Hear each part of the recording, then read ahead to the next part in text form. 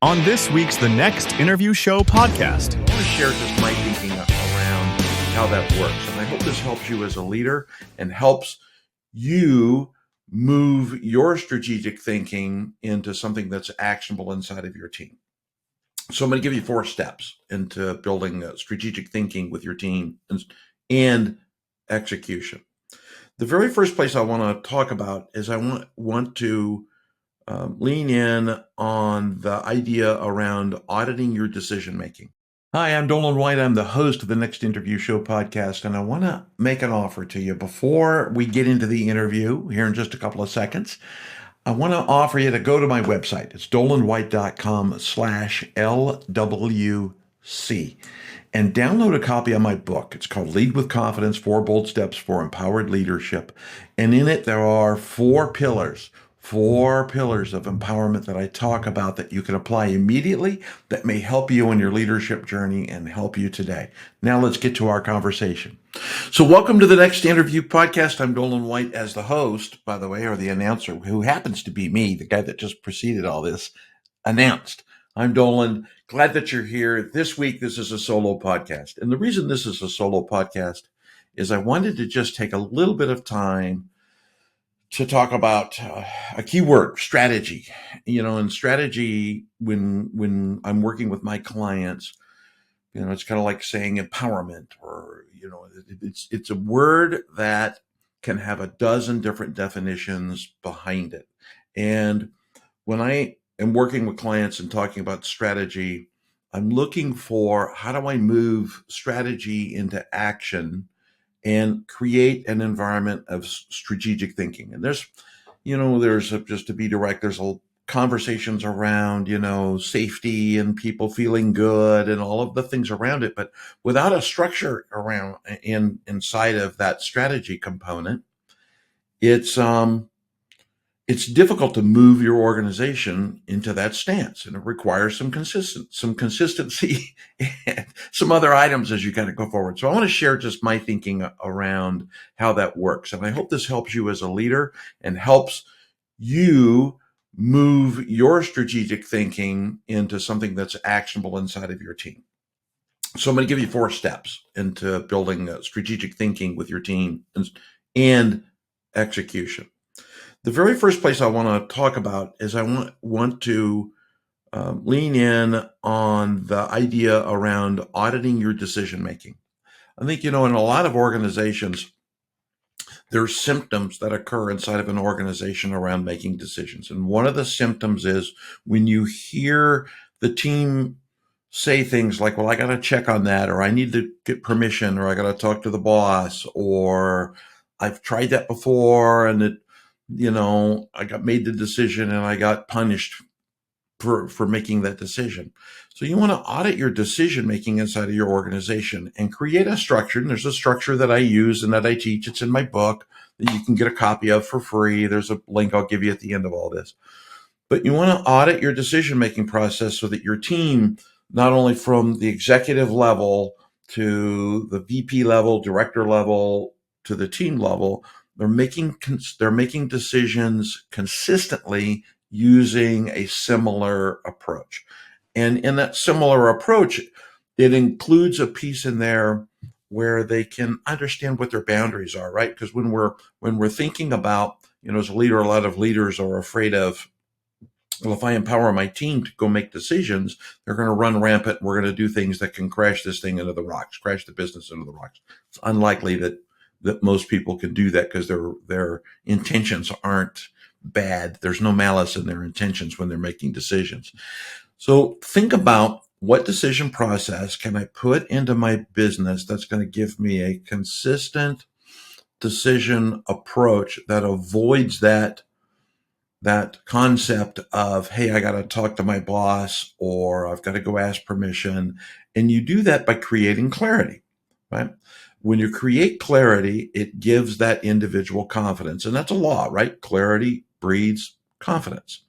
So when you're doing that, think of it from that perspective. How clear are you in the decision-making process so that they understand what they can and can't decide on? They know where they need to come to you as the leader or as the manager or the VP or whatever your title is. That individual needs to understand where in that structure they've got to come to you and have a decision on, here's my idea for the decision, here's how I want to implement it, all of the details involved in that, and then seek your counsel and advice. And then as the leader, it's your job not to just poke holes and have a negative conversation with them around it, but to use it as a learning opportunity for you to learn, one, their skill level and their interpretation of how do they get to that outcome that they're trying to get to. But it's also an opportunity for you as the leader then to be able to give them insights. And it's a teaching moment where you can say, well, help me understand more about this component of the decision. And what's the downstream impact to people, time, or money, right? The three things inside of business that we monitor constantly. So use that process. And as a leader, it means that you've got to audit your decision making inside of the team. And that starts with talking to your team in your one-on-ones and asking them not how they make decisions, but how do they teach their team members to make decisions. So if you're a vice president or a C-suite executive and you have directors, senior directors inside of your organization, if we think in a hierarchical manner, during that one-on-one, that's a development moment where you can say, help me understand how you help your team make decisions. How do you teach your team to make good decisions? There's a concept that I co-teach with a partner, great friend, Blaine Bartlett, and we talk about decisions in the form of a tree. If you think of a tree, there's a big trunk to a tree, and then there's a million leaves inside of the tree. Well, executives tend to do big trunk decisions, and there's a million leaf decisions that occur in order to create stability and growth inside of that tree or with that tree. So talk to your team about that. Audit their process and make sure that they are skilled at the consistent decision-making process that you have within your organization, how you approach it, how everybody should approach it, and that they're able to educate their team appropriately on how to make decisions, the leaf decisions, to think about those. And that will help your team avoid that moment of, hey, look, I got to go get permission, as I've already said, right? I got to ask my boss. That's a deadly question. I'm not sure how many of you heard that, but I've heard that for years instead of clients where they've said, I got to ask my boss first. That means they're not empowered and there's no real true decision-making process in place. They don't understand their limits to decisions. So think about that as you're kind of heading into it. And that's the first step in building a team that can execute on strategic thinking. They have to have the ability to make decisions. So audit that process inside of your company and do that today. Put that process in place. By the way, when you fix it one time, it's likely not to stay fixed. So anticipate that you're going to audit that process over and over and over and over, because we tend to fall off the wagon on decisions and go back to things that made us comfortable in the past. And we just follow that, right? We like to wrap ourselves up in things that I've always done it that way. It feels good and I like it. It's comfortable. I know how it fits and how it smells. Work with your team so that they have an opportunity to try on some new ideas. The second thing that I want to talk about is, and this is from lessons over the last couple of weeks with a couple of my clients, and that is communicating what I call a 3x3. When you are working with strategy and you're communicating strategy to your team, with your team, communicate in a 3x3. I had a client this week tell me, well, I sent an email. I sent an email and they should have it. Well, they don't got it. They don't have it. So communicate with that structure in mind. I'm going to communicate that message 3 times and I'm going to communicate it in 3 different ways. It doesn't mean you're going to tell them in 3 different ways, but you're going to communicate it in 3 different ways. Let me give you an example. So the example is, if you're having a conversation with someone and you're telling them about a strategy or a shift in direction or a challenge or something that's going on in your organization that impacts strategy, positive or negative, right? Positively or negatively. And you tell them about that. That's one. So that's a verbal It's an oral, visual conversation. And they can tell by looking at you the level of intensity that's involved in that communication. Ask them to repeat that back. What did I tell you? So out is 1, back is 2. And that affirms that communication that you just told them, they clearly understand, and they can repeat that back to you, and they can tell you, hey, this is what we just talked about. Here's the implications of it. And you can measure whether they actually have got it. A lot of times when we communicate and that person you're talking to says, got it. I'm been guilty of this before in my career. They don't got it. So have them tell it back to you. The third way then is for you to confirm that they have it correct, or they've interpreted correctly, or to help align anything that's off in the communication. So you've told them, they've seen you visually, which is why if you're doing it over Zoom or Google Meet or Microsoft Teams or however you're doing it with your camera on and their camera on, because you can see a lot in their face. Have them tell you back so that there's good clarity. And then the third thing is that's the opportunity to ensure alignment and encapsulate that and capture that moment so that there is good alignment. The other component of a 3x3 from a communication perspective is, and when you're telling them 3 ways, you want to make sure that if you're the modality that you're delivering the message, deliver it in 3 kinds of modes. Whether you're delivering it in a meeting, whether it's face-to-face in a video, or you're going to deliver it in an email, or you're going to deliver it in a strategy, or you're going to deliver it in a strategy newsletter, however you're going to do it, deliver it using 3 different modes, because everybody's different. And as an example, on days that I'm busy, or I'm jammed, or I'm in back-to-back meetings with clients, or I'm doing other things, I may not fully read your email. I may skim it, and I'm going to miss something in there that is important for me to know. And that's human nature, because I got to go. I got things to do, where we allow ourselves into that bad habit. So make sure that, don't assume that one mode of delivering the message is going to work. So make sure you deliver it multiple times, 3 times. And then also ensure that they've got it the 3rd time, and through that process, give them an opportunity to provide feedback. So it's just kind of a hint, right? So audit your decision making. That's 1.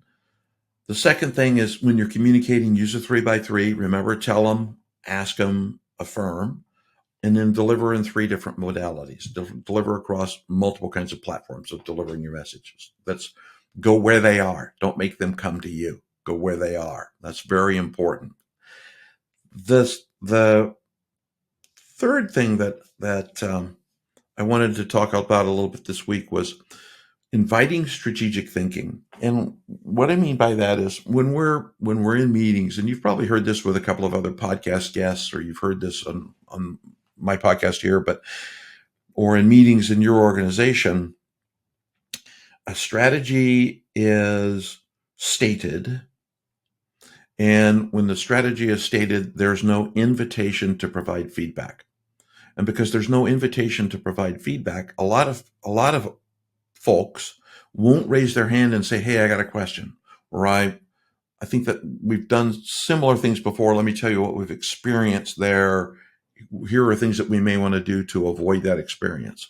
Or here's a new idea, or here's a change that we may want to think of. Things that come into play from a strategy perspective. So make sure that you're inviting that. And as a leader, I think that, the current term is, create a safe space, right? And a safe space really just means that you're creating a trusted relationship with that person. This is when we're leading teams and running with strategies, this is a team sport, right? It takes an organization to do it. But communication and trust is a single player game. It's you and that individual that you're working with. Even if there's 20 people in the room and in the meeting, it's still a single player game. So make sure that they know, build an environment for them to know that you have their back. And you have to do that by starting with trusting yourself. And you have to be willing to let your team go. If you're not inviting strategic thinking as that leader, and you're not willing to let things go, that means that you're going to micromanage it. So you become a manager rather than a leader. So you want to solicit them, and they're going to do it differently or have different ideas than you have, which is okay. That's part of us all being individuals inside of an organization. So I'll give you an example. When you're thinking of, strategic thinking and you're in that meeting, it's an opportunity for you to pause periodically and ask, hey, how are we doing? How do you feel about the conversation so far? Feel is a key word, right? Because thinking is also an emotive thing. It ties to emotions, right? We feel when we think. So how do you feel about the conversation that we've had so far? Do you feel comfortable? Is there anything that's missing? Is there anything that you'd like to contribute to the conversation that will help us think better? And that shifts it from that point in time where you're asking that individual to, hey, what could we do better, or what's bad, or what's good, how do we think better? What could we be doing? What are we not seeing? Because we can't see it all. And by the way, as part of inviting strategic thinking, when you're talking to your team, yesterday I was on a call and I was talking about the fact that, I've had my 45 years of experience out there leading projects and managing teams and being an executive. No project has ever gone the way I thought it was going to go, right? Circumstances, conditions, they change. So nothing goes exactly the way you planned. As a matter of fact, the harder you make your plan, the tighter you make your plan, the more God's going to laugh at you. So my recommendation is invite that strategic thinking. Encourage people by asking them, how do they feel about it? And how could we think better? What are we not seeing? And if you ask those kinds of questions, people will tell you. It's amazing how much people will rise to the occasion when you ask them to participate. But also by inviting them into strategic thinking on their side, right? We talked about trust in yourself and micromanagement, gives them a sense of ownership. And that sense of ownership means that I've contributed to it. So I am putting myself on the hook also. I'm not just being told to go do things, which is part of managing and resourcing. I'm not just being delegated tasks to. So keep them kind of in that loop from a strategic thinking perspective. And the last thing that I really want to lean in on today is accountability. And I talk about systems of accountability, not just as Trello boards or Excel spreadsheets or project management timeline, Gantt charts and workflow and work breakdown structures and Scrum and all the things that go into it. But when we think about accountability, accountability means that there's an agreement between you and the individuals, since it's a single player game, right? Creating a team result inside of a tree with a million leaves on it. There's an image for you. It's an opportunity for you to build that relationship so that there's a commitment, right? And the most important part is that commitment that occurs, and that occurs through the boundary of trust and confidence, which means that you've communicated clearly and transparently with them. They understand the why, their why. But as you're doing that from an accountability perspective, there's an approach that I use that has four pieces to it. The very first thing is a reminder of the deliverables, because there's things that have to happen in order to get to an outcome. And that outcome is not only just the strategy, the vision of the strategy, whatever it is that you've said you're going to do, but their why, their individual why, or their for the sake of what. So there are deliverables that have to occur across that. And deliverables need to be clear. They need to be time bounded. They need to be, I got it isn't enough. There needs to be a clear understanding of how are you going to get there. There's conversations that go into all that. But the very first thing is start with deliverables. So make sure you have good clarity on deliverables and documentation on the deliverables, which leads to an agreement. And that's that accountability piece that we talked about, where I just mentioned. And accountability is an agreement that you're doing this and I'm doing this. What you're doing in single player sport and what I'm doing to support you through that process as a leader, right? A good leader leads from behind. They do downfield blocking and tackling. That's what a good leader does. So it's your opportunity then to make sure that you're prepped to do downfield blocking and tackling so that person can succeed in their role. So have an agreement on that. The third piece is regular updates. And one of the lessons I learned leading large services teams, multi-million dollar projects, right? Delivering services and software and all kinds of stuff for lots of different companies, Disney and all kinds of people, is when you don't have regular updates, it impacts, which ties to communication. People will begin to make up their own story.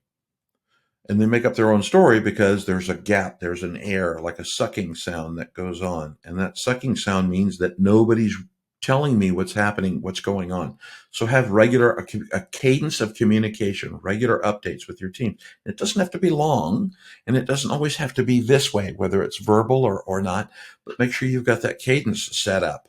A good example is, for a couple of years in a prior role, one of the cadences I had was I had a 10-minute conversation every morning with my director of technology. And we just talked about, how's the team? What are we working on? How's the project? What do I need to do to help you? What are your roadblocks?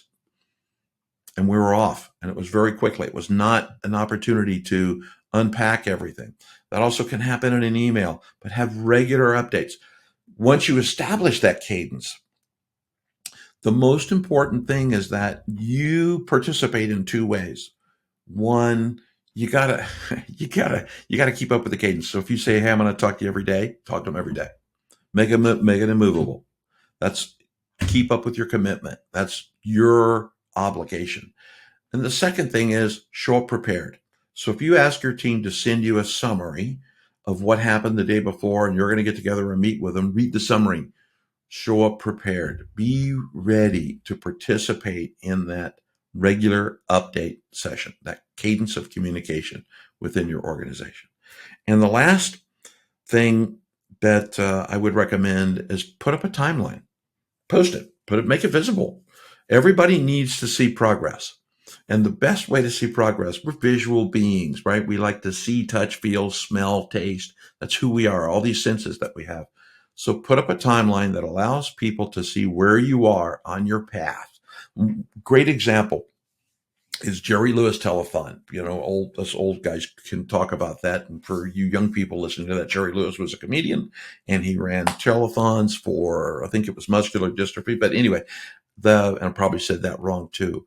But he had a thermometer, and people were answering the phone, and they were taking money, and they were doing all kinds of things from a donation. But you could see that thermometer, that number, that measure on the thermometer go up, right? And that gave people a visual representation on how are we approaching, how are we moving towards our goal. So you want to make sure that you have something visual that shows how are we progressing against the timeline that we've committed to. And all of those pieces link together. So when we think about it, it's an acronym. It's called DART, D-A-R-T. But you want to think about it from, what are the deliverables, so that there's clarity around what are we doing and what's the vision, the values, and the for the sake of what, the why. Those three pieces go into deliverables. There's an agreement on what are we doing, who's doing what, and an agreement to provide support, and an agreement that support will be provided, which is even more important. There's regular updates, which is that cadence of communication.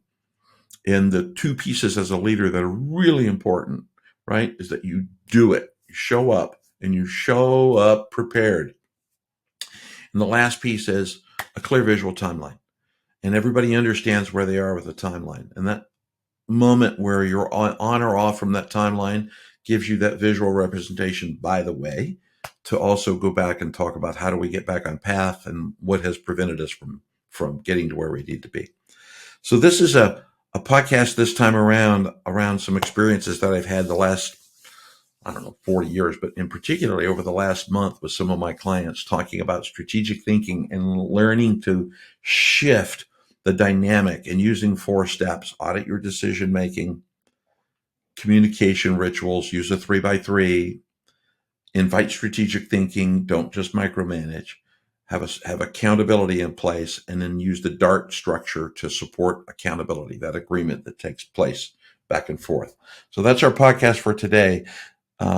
My offer always in the podcast is very simple. Look, if you like what you heard today, give the podcast a no, like, share, or follow. That does one thing. It's not a vanity thing. It elevates the podcast so that other people can find it and they can hear the message that that I'm talking about or my guests talk about in these podcasts. And next week, I got an amazing guest next week. The second part is what's even more important is if you know one or two leaders out there who are struggling with strategic thinking or struggling with a component around accountability or how the hell do I really audit decision making, share the podcast with them. And if they want to know more, there's links that you can get a hold of me and I'm happy to chat with them. But share this with them, give them an opportunity to learn, to become better leaders and move forward. My goal in life is to empower 1 million leaders. So on that note, I'm Doland White, the empowerment guy. Thanks for listening to the Next Interview podcast. I'll see you in the next episode. You've been listening to the Next Interview. For more information about today's guest, be sure to visit the show notes. If you enjoyed the show, give us a follow and be sure to join us here on the Next Interview.